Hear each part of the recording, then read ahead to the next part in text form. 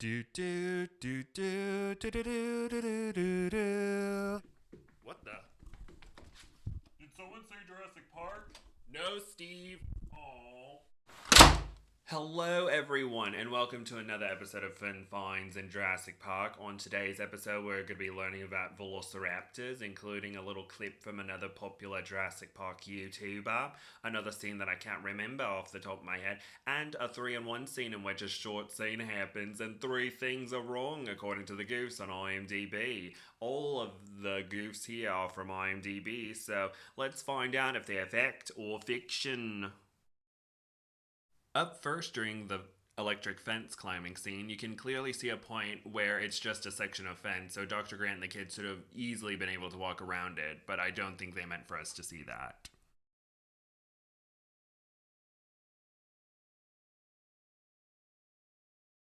For the next scene, it's the scene where Dr. Grant first discovers the velociraptor nest, and when we look at the soil around the eggs the first time, it's a darker soil, but then cut to the footprints, it's in sandy soil. Let's take a look.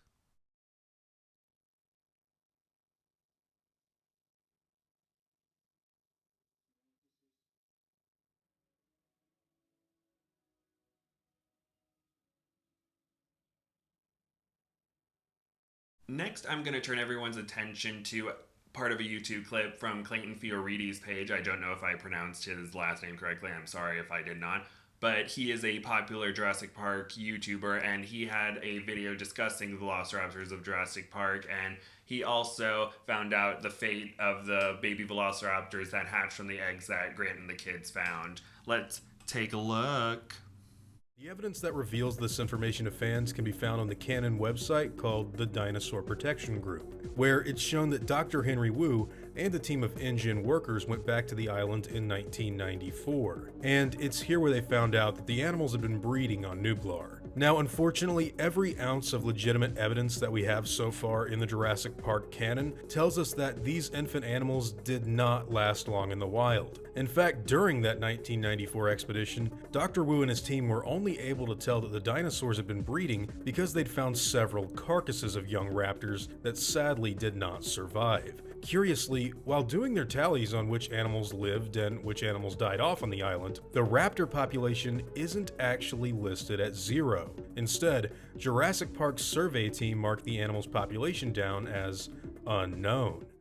Thank you, Clayton, for all that lovely information. Please go follow him if you have not already. Next, we have the 3-in-1 scene I was talking about, and what I mean by that is, in a brief clip, there are 3 goofs, apparently, according to IMDb. The first is that the goat makes sheep noises. The second is that Lex says that she's a vegetarian, but is later seen eating Jello, or potentially eating Jello near the end of the movie. And Gennaro asks Lex if she's ever had lamb chops before. Lamb chops are in fact from sheep, not a goat, and a Google search has helped me find out. Let's see the clip in its entirety, or partly in its entirety. I've cut it up a little bit to avoid copyright restrictions, and we will see if the goat is making sheep noises and that lamb chops come from sheep and that she almost had gelatin. But I feel like after the traumatizing day she had, she kind of deserves a nice little break.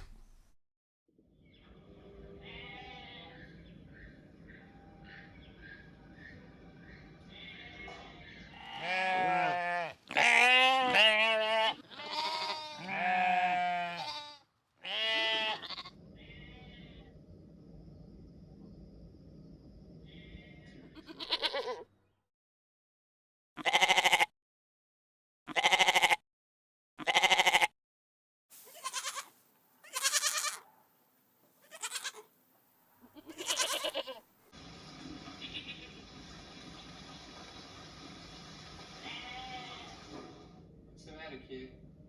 You never had lamb chops? I happen to be a vegetarian.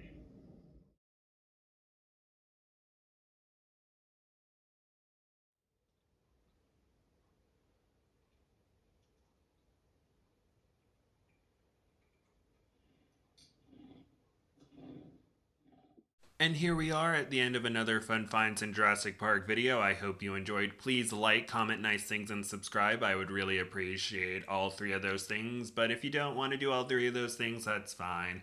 Here we have a photo that relates to the next video in the series, and I hope you have a really great day. Thanks again. Bye-bye now. Bye. Goodbye.